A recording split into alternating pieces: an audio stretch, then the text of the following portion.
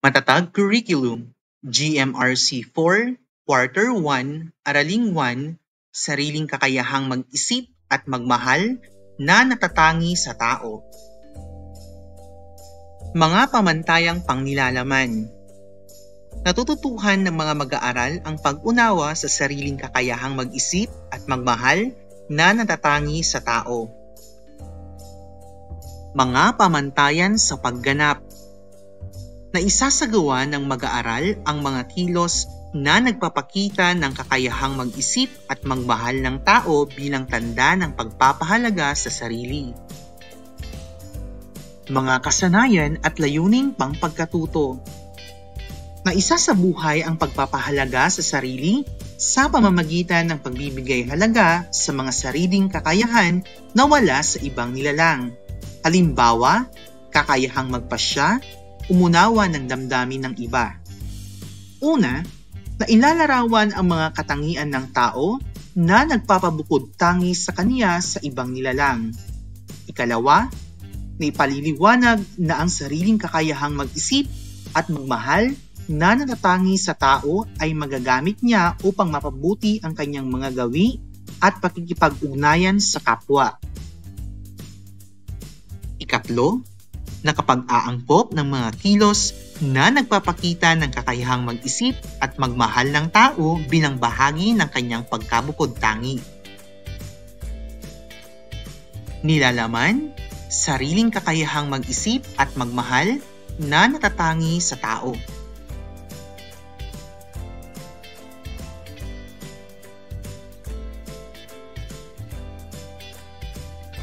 Ano ang pag-iisip? Ang pag-iisip ay ang proseso ng paggamit ng ating utak upang maunawaan ang mundo sa ating paligid. Bilang tao, may kakayahan tayong mag-isip sa mas malalim na paraan kumpara sa ibang nilalang. Sa pamamagitan nito, kaya nating una, malutas ang mga problema. Kapag may problema tulad ng kung paano gawin ang isang proyekto o pag-aayos ng isang bagay, ginagamit natin ang ating isipan para makahanap ng solusyon. Ikalawa, magplano para sa kinabukasan. Tinutulungan tayo ng pag-iisip ng magdesisyon para sa ating hinaharap, tulad ng pagpili ng tamang desisyon sa mga gawain sa paaralan. Ikatlo, matuto ng bago. Ang pag-iisip ay nagbibigay daan sa atin para matuto ng bagong mga bagay, tulad ng mga aralin sa klase, mga bagong kasanayan, at iba pang kaalaman. Ano naman ang salitang pagmamahal? Ang pagmamahal ay isang pakiramdam ng malalim na pag-aalaga at pagpapahalaga sa iba. Ito ay maiba't ibang anyo, tulad ng una, pagmamahal sa pamilya. Ang pagmamahal sa ating mga magulang, kapatid at iba pang miyembro ng pamilya. Ikalawa, pagmamahal sa kaibigan. Ang pagmamahal sa mga kaibigan na nagbibigay sa atin ng saya at suporta. At ikatlo, pag-aalaga sa sarili. Ang pagmamahal sa sarili ay nangangahulugan ng pag-aalaga at pagpapahalaga sa iyong sariling kalusugan at kagalingan.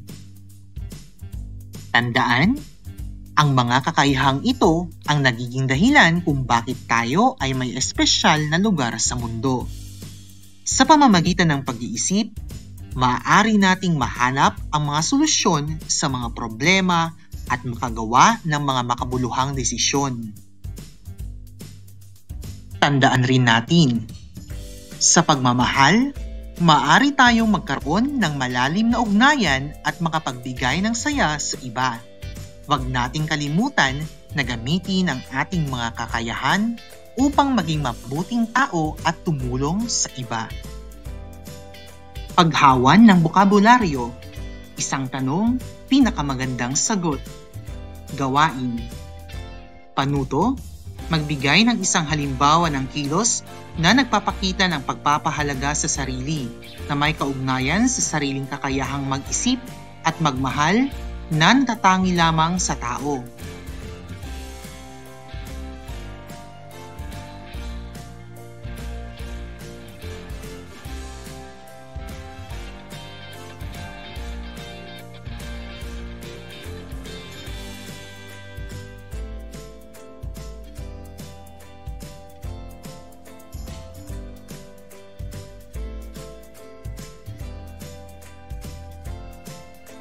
Paglalarawan ng katangian, gawain. Panuto, ilista ang miyembro ng iyong pamilya at ilarawan ang mga katangian nila na nagpapabukod tangi sa kanila sa ibang nilalang.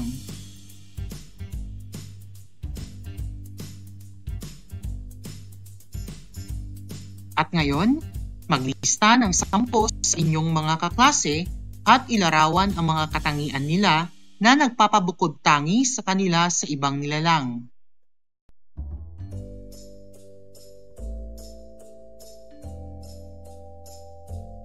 At sa ating susunod na gawain, maglista ng pangalan ng 10 bayani at ilarawan ang mga katangian nila na nagpapabukod tangi sa kanila sa ibang nilalang.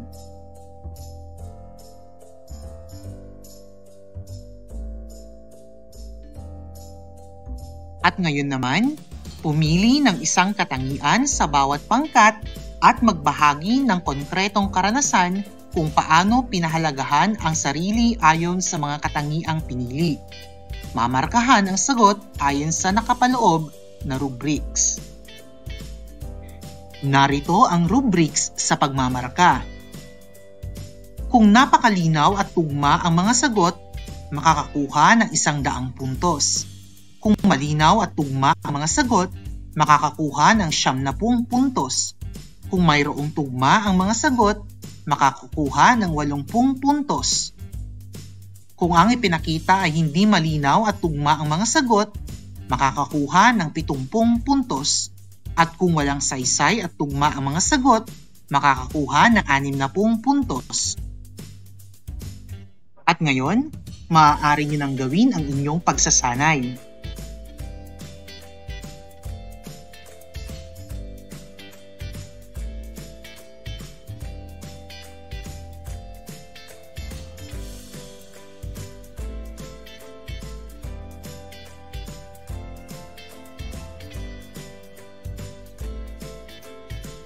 Ngayon naman, gawin natin ang gawain ito, Human Bingo.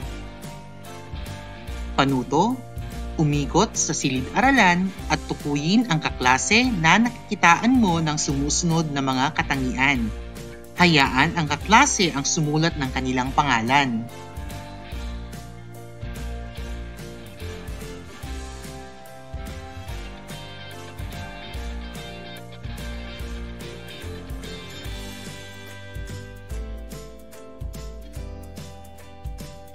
Ngayon naman ay magkaroon tayo ng isang maikling pagsasanay. Ang pamagat ng ating gawain ay pagtapat-tapatin. Panuto, ang sumusunod ay halimbawa ng mga kakayahan na natatangi sa tao. Itapat ang nasa ikalawang hanay sa tama nitong halimbawang kakayahan sa unang hanay. Ilagay ang letra ng tamang sagot sa batlang.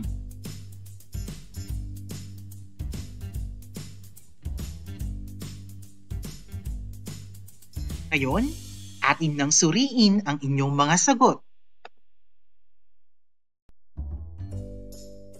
Number 1. Kakayahang maging abstrakto. Ang tamang sagot ay letrang A. Kakayahang mag-isip. Number 2. Kakayahang maging mapagkawang gawa. Ang tamang sagot ay letrang B. Kakayahang magmahal. Number 3. Kakayahan sa konseptualisasyon. Ang tamang sagot ay letter A. Kakayahang mag-isip. Number 4. Kakayahan sa kritikal na pag-iisip. Ang tamang sagot ay letter A. Kakayahang mag-isip. Number 5. Kakayahan sa pag-aalala at pagpaplano. Ang tamang sagot ay letter A. kakayahang mag-isip. Number 6, kakayahan sa pagmamalasakit. Ang tamang sagot ay letter B, kakayahang magmahal. Number 7, kakayahan sa pag-unawa at empatya. Ang tamang sagot ay letrang B, kakayahang magmahal. Number 8, kakayahan sa pag-unawa sa diversidad. Ang tamang sagot ay letrang B, kakayahang magmahal. Number 9, kakayahang magbigay pansin at makinig. Ang tamang sagot ay letrang B, kakayahang magmahal. Number 10, kakayahan sa pag-aaral at pagsusuri. Ang tamang sagot ay letter A, kakayahang mag-isip.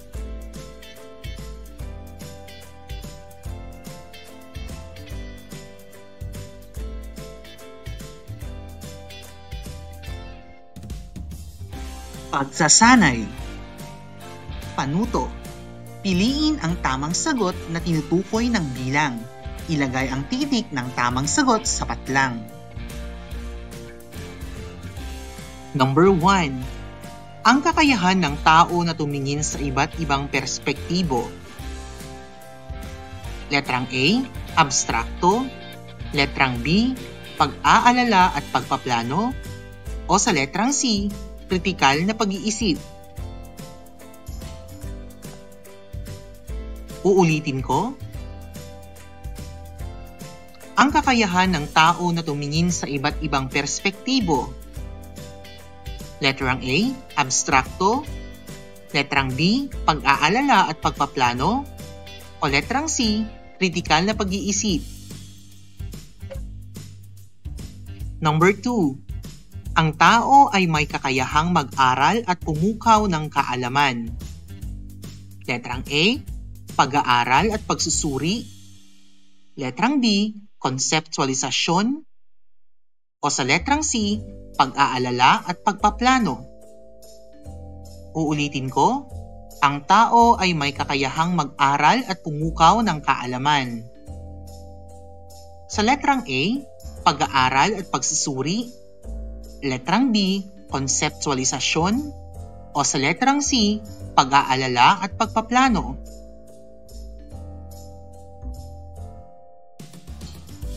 Number 3. Ang tao ay may kakayahang mag-isip kahit wala itong pisikal na anyo. Letrang A, kritikal na pag-iisip. Letrang B, abstrakto. O sa letrang C, pag-aaral at pagsusuri. Uulitin ko, ang tao ay may kakayahang mag-isip kahit wala itong pisikal na anyo.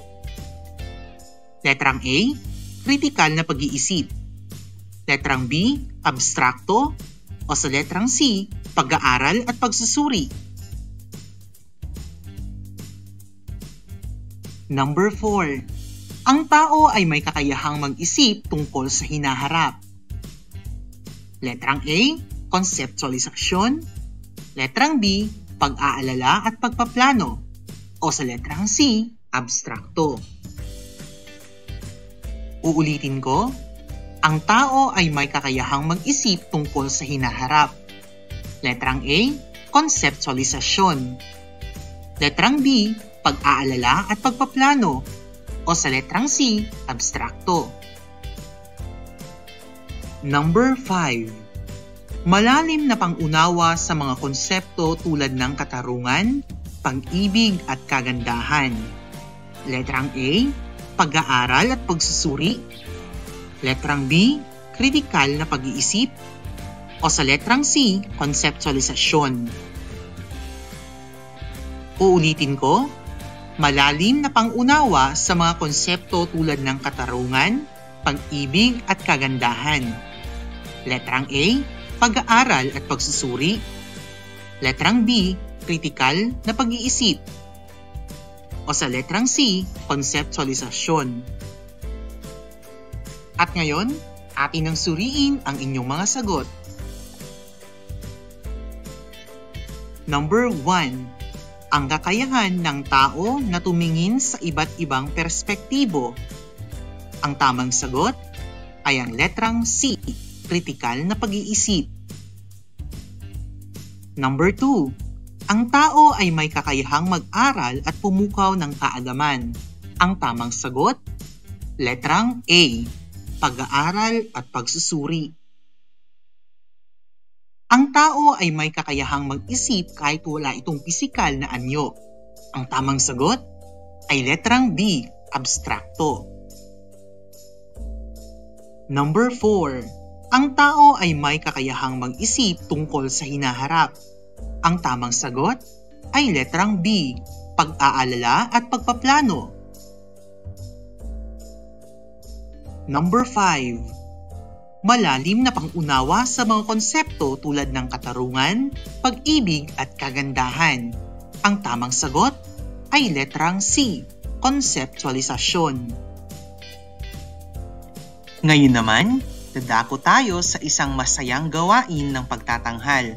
Sa bahaging ito, magpapakita kayo ng isang talento o kakayahan sa pamamagitan ng isang maikling pagtatanghal bilang pangkat. Makinig ng mabuti sa mga panuto. Mag-isip ng isang itatanghal na talento o kakayahan ang bawat pangkat.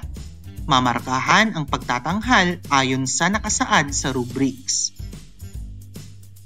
Ang itatanghal na talento o kakayahan ay maaring pag-awit, pagsayaw, pagtula, pagdula, pagdugtog ng instrumento, pagbibigay ng biro o joke, pagbabalita bilang reporter, o anumang natatanging kakayahan na siya lamang ang nakakagawa.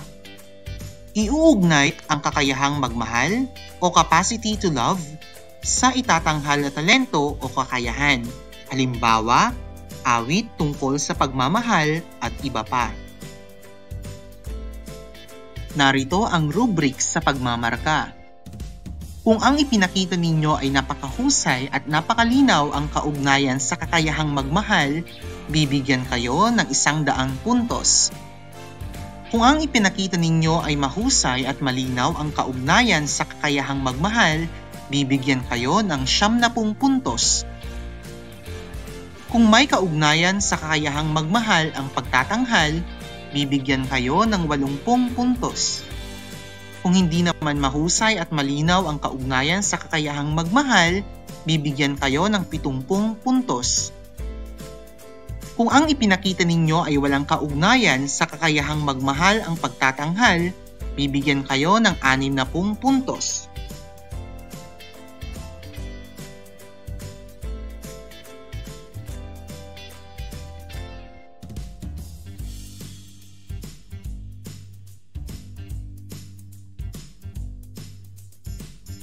Ngayon naman ay magkakaroon tayo ng isang masayang gawain.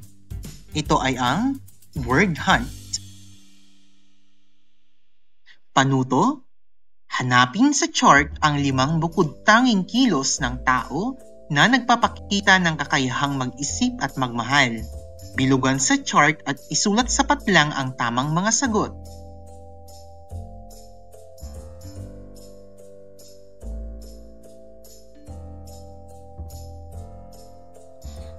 Handa na ba kayo para sa susunod na gawain? Tara na sa pagsasanay. Ang tawag sa bahaging ito ay pagpipili. Panuto, piliin ang tamang sagot na tinutukoy ng bilang. Ilagay ang titik ng tamang sagot sa patlang. Unang katanungan. Kilos na nagbibigay ng gawang pagtulong sa iba. Letrang A, pagkamalasakit. Letrang B, magkawang gawa.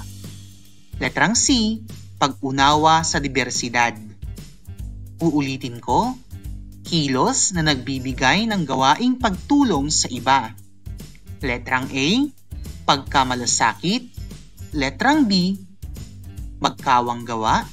O letrang C, pag-unawa sa diversidad. Ikalawang katanungan.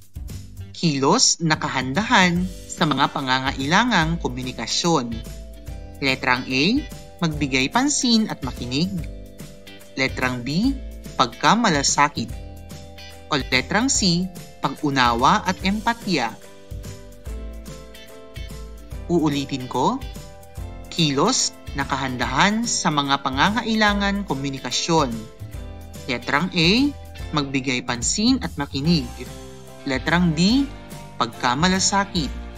O letrang C, pag-unawa at empatya. Ikatlong katanungan. Kilos na maunawaan ang mga damdamin, pangangailangan at karanasan ng iba. Letrang A, magkawang gawa. Letrang B, pag-unawa at empatya. O letrang C, magbigay pansin at makinig. Uulitin ko, kilos na maunawaan ang mga damdamin, pangangailangan at karanasan ng iba. Letrang A, magkawang gawa. Letrang B, pag-unawa at empatya. O letrang C, magbigay pansin at makinig. Ika-4 na katanungan. Kilos na nagpapahayag ng pag-alala sa kapakanan ng iba. Letrang A, pag-unawa at empatya. Letrang B, pag-unawa sa diversidad. O letrang C, pagkamalasakit. Uulitin ko, kilos na nagpapahayag ng pag-alala sa kapakanan ng iba. Letrang A, pag-unawa at empatya. Letrang B, pag-unawa sa diversidad. O letrang C, pagkamalasakit.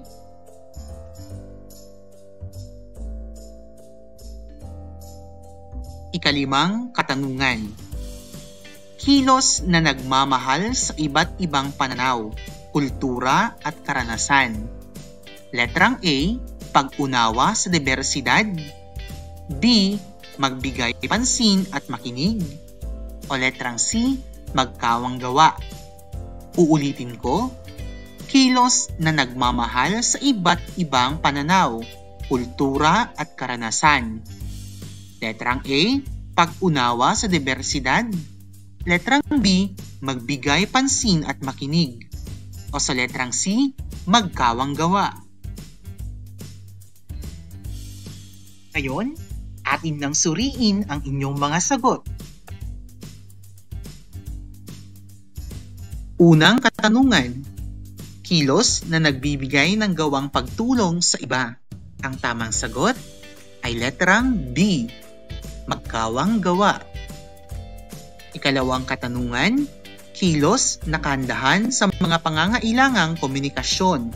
Ang tamang sagot ay letrang A, magbigay pansin at makinig. Ikatlong katanungan. Kilos na maunawaan ang mga damdamin, pangangailangan at karanasan ng iba. Ang tamang sagot ay letrang B, pag-unawa at empatya. Ika-4 na katanungan. Kilos na nagpapahayag ng pag-alala sa kapakanan ng iba. Ang tamang sagot ay letrang C, pagkamalasakit. Ika-5 katanungan. Kilos na nagmamahal sa iba't ibang pananaw, kultura at karanasan. Ang tamang sagot ay letrang A, pag-unawa sa diversidad. Ngayon naman ay lilipat tayo sa malikhaing bahagi ng gawain, ang paglalarawan. Sa isang bond paper, mag-drawing o gumuhit ng larawan na nagpapakita ng kilos na kakayahang mag-isip at magmahal ng tao bilang bahagi ng kanyang pagkabukod-tangi. Lagyan ng akmang pamagat o titulo ang iyong drawing o larawan. Narito ang rubric sa pagmamarka ng drawing o larawan.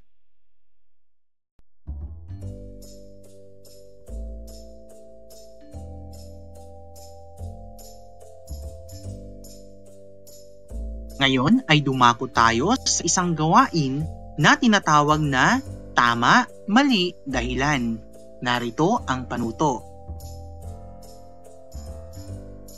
Sabihin ang tama kung ikaw ay sumasang-ayon, o mali kung hindi sumasang-ayon kung ang sumusunod ay mga kilos na nagpapakita ng pagkalinga at pagmamalasakit sa mga may sakit, mga nakatatanda, mga taong may kapansanan, o mga taong may natatanging kondisyon.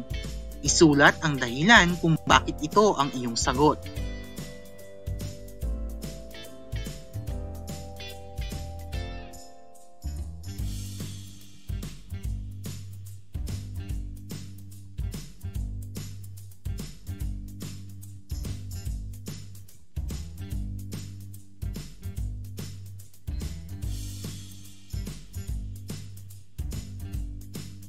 Pagninilay sa pagkatuto. Balik-tanaw sa kabutihang asal at wasong pag-uugali. Magnilay at sagutin ang mga sumusunod. Unang katanungan, bilang mag-aaral na may kabutihang asal, ano pang kabutihang asal ang natutuhan mo sa araling ito? Ikalawa, anong pag-uugali ang ginagawa mo ngayon na dapat mong iwasto kaugnay sa iyong natutuhan na kabutihang asal sa aralin?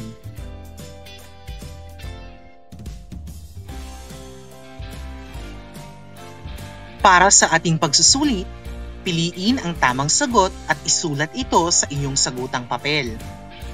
Unang katanungan, ano ang ibig sabihin ng kritikal na pag-iisip? Letrang A, pagsunod sa utos ng iba nang walang tanong-tanong. Letrang B, pagsasagawa ng matinding pagsusuri sa sariling kakayahan. Letrang C, pagsusuri at pagbalanse ng mga ebidensya at argumento bago magdesisyon. O letrang D, pagtanggap ng impormasyon nang walang pag-aalala sa kredibilidad nito. Uulitin ko, ano ang ibig sabihin ng kritikal na pag-iisip? Letrang A, pagsunod sa utos ng iba nang walang tanong-tanong. Letrang B, pagsasagawa ng matinding pagsusuri sa sariling kakayahan. Letrang C, pagsusuri at pagbalanse ng mga ebidensya at argumento bago magdesisyon. O sa letrang D, pagtanggap ng impormasyon nang walang pag-aalala sa kredibilidad nito. Ikalawang katanungan, ano ang empatya? Letrang A, kakayahang mag-isip ng malalim. Letrang B, kakayahang manghula sa nararamdaman ng iba. Letrang C, kakayahang maging malikhain sa pagpapahayag ng damdamin. O letrang D, kakayahang unawain at maramdaman ang nararamdaman ng iba. Uulitin ko, ano ang empatya? A, kakayahang mag-isip ng malalim. B, kakayahang manghula sa nararamdaman ng iba. C, kakayahang maging malikhain sa pagpapahayag ng damdamin. O letrang D, kakayahang unawain at maramdaman ang nararamdaman ng iba.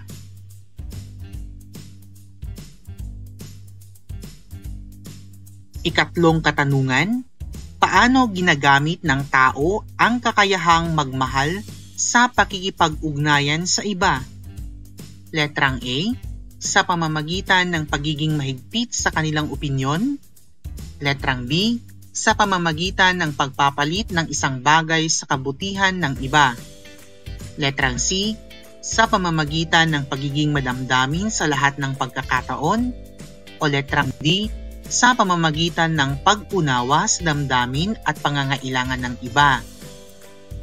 Uulitin ko, paano ginamit ng tao ang kakayahang magmahal sa pakikipag-ugnayan sa iba? Letrang A, sa pamamagitan ng pagiging mahigpit sa kanilang opinyon. Letrang B, sa pamamagitan ng pagpapalit ng isang bagay sa kabutihan ng iba.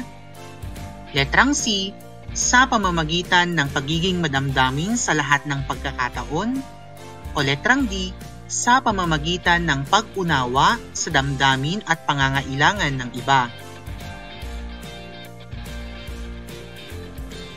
Ika-4 na katanungan, anong uri ng kakayahang mag-isip ang nagbibigay sa tao ng kapasidad na suriin ang mga bagay ng masusi? Letrang A, kritikal na pag-iisip. Letrang B, pag-iisip ng abstrakto.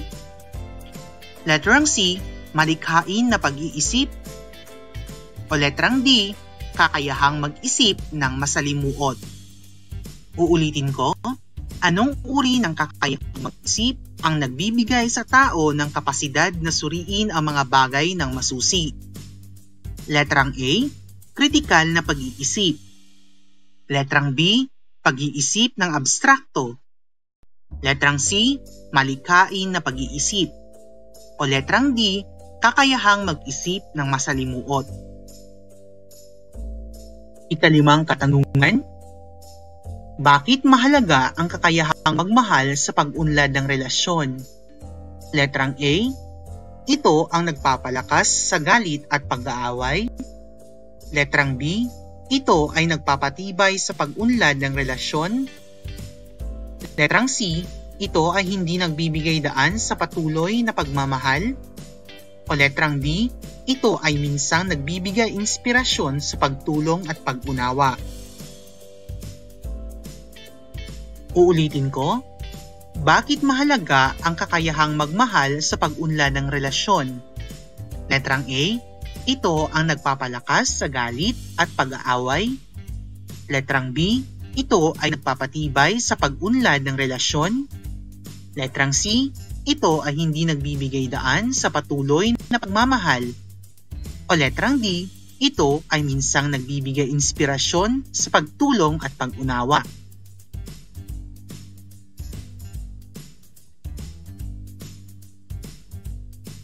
Ngayon, sama-sama nating iwasto ang inyong mga sagot.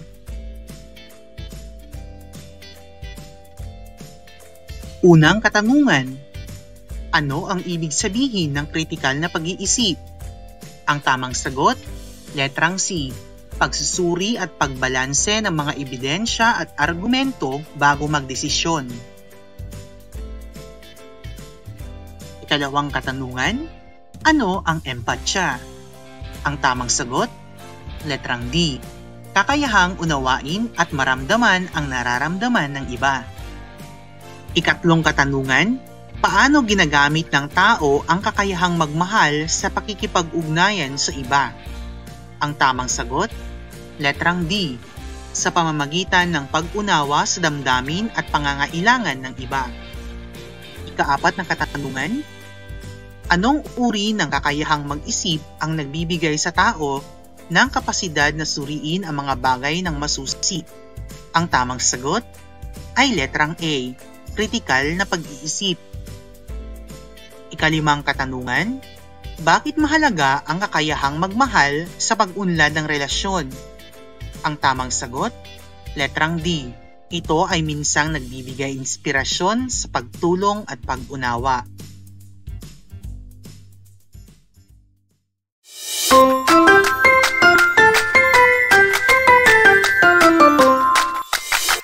Maraming salamat sa panonood! Huwag kalimutang mag-like, mag-share at mag-subscribe para lagi kang updated sa ating mga lesson. Hanggang sa muli!